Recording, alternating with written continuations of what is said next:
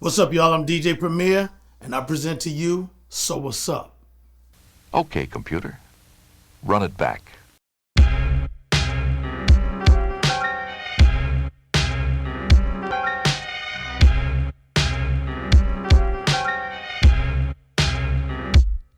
So what's up? Being that the newer era of today is all digital, our era of music was done with the floppy disk. We weren't from the era of hard drives or anything like that. They were very compact, easy to carry, and you could load it up at any machine that could read this data, and you didn't have to really bring the record with you because the parts that you sampled were already stored on this little thing right here. Prior to this, all of the drum machines that we were using in hip-hop didn't use floppy disks. You had the TR-808, which was about rolling. You had the Linn drums, which was in the earlier stages, and then you had bands that was even before that, and it elevated to this stage. We had a go-to of the Akai S950. One of the reasons why I wanted to use an S950 was because I saw an interview with Marley Marl, who was one of my favorite producers, and I saw him standing next to one, and I was like, whatever that thing he has, I want to get that same thing so that I can join the party and be another extension of hip-hop culture. And that led me into getting my programming style up to par as DJ Premier. We were recording to tape. We were not doing it to Pro Tools. None of that existed yet. We recorded everything on the 2-inch reel. This was at least 10 pounds, and they only hold about 15 minutes of music. So if you were doing an album, you could basically only get 3 songs per reel. So imagine if you had 15 songs.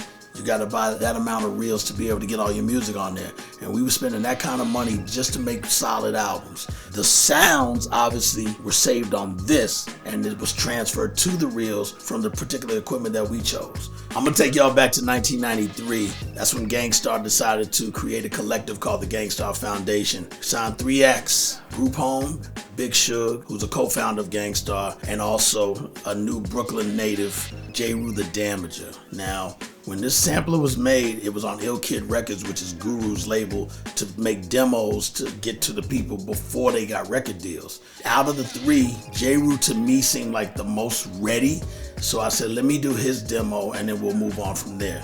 This right here, Set the World on Fire. First single, Come Clean. I remember when we did this beat, it actually came from when we were doing the Daily Operation tour and we were going into working on our album Hard to Earn.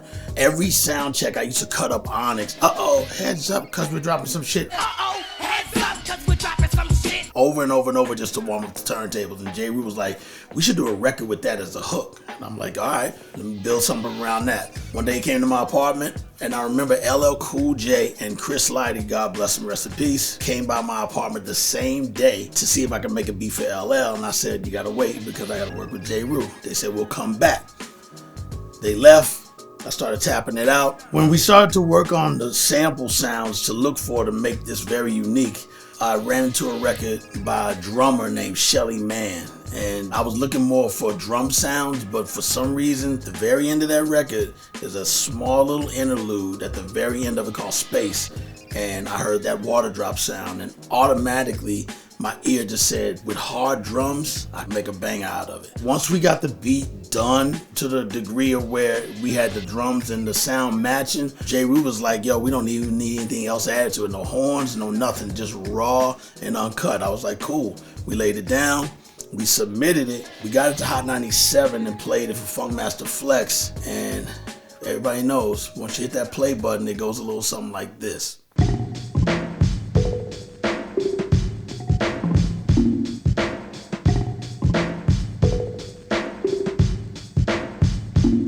Yo, on the front wall, jump up and get bucked. If you're feeling lucky duck, then press your luck. I snatch fake gangster MCs and make the ass flambe. Your nine spray. My mind spray. Once we were satisfied with the beat, we took it to D&D Studios and we cut the record. And I remember when they played it on Hot 97 later on that week, everybody started just calling me like, you know, what is that? What is that? What is that? What is that? After the record started bubbling, our former manager, Patrick Moxie, who also had just started a label called Payday Records, said, hey man, I'll sign Jeru if you put the album out and you produce the whole thing. Jeru didn't have a record deal yet. He said, we're in.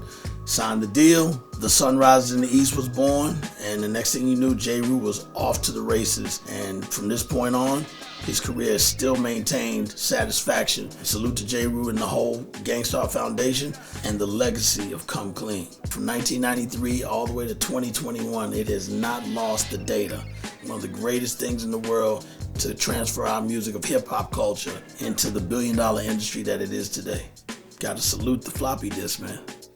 1, 2.